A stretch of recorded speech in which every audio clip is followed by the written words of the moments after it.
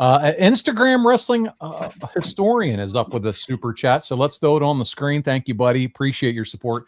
Always here at our show, at all the shows. I don't know where you find time in the day, but man, that's what makes you a wrestling historian. He said, I realized Brian Pillman wasn't a good fit as a Horseman member. I couldn't see him wearing fancy suits and living the high life like you guys. What are your thoughts on that?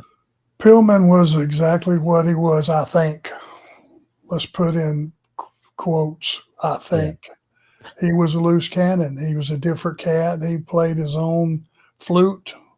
He did exactly what he wanted to, and it didn't matter what the norms were versus, just things that were so outrageous. You got to go, is this guy kidding me or not? I mean, I don't think anybody ever knew Brian Pillman totally, or obviously figured out, was he or wasn't he a loose cannon? Who knows?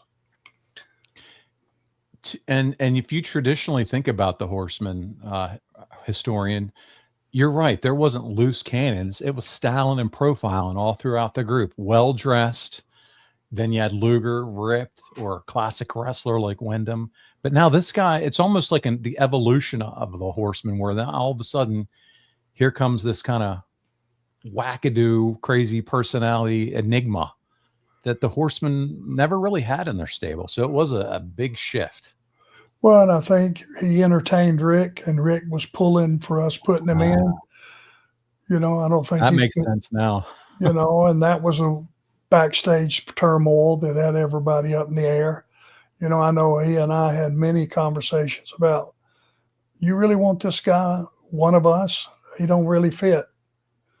No, Rick, no, this kid's what a great athlete, man. He played for Cincinnati Bengals. He was the guy that would come down and bust up the wedge. This guy's got talent. I said, yeah, I know he's got talent. That don't mean he's a Horseman.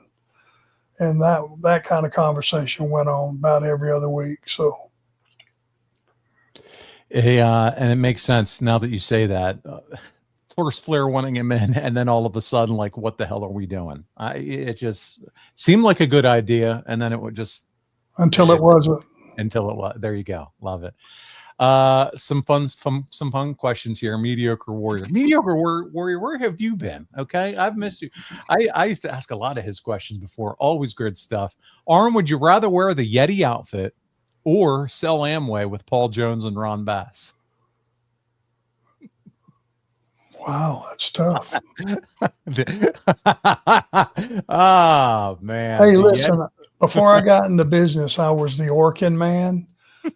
And I would sell contracts for getting bugs away from your home. Did you really? I love it. Yeah, that's trivia. The Orkin man. So I think I could do the Amway gimmick. You could do the Amway gig. That Yeti thing, I'm a little claustrophobic, as we know. Matter of fact, I'm more than a little. I'd have throwed up if it had wrapped me up in all that toilet paper. Oh my goodness gracious. This is so good.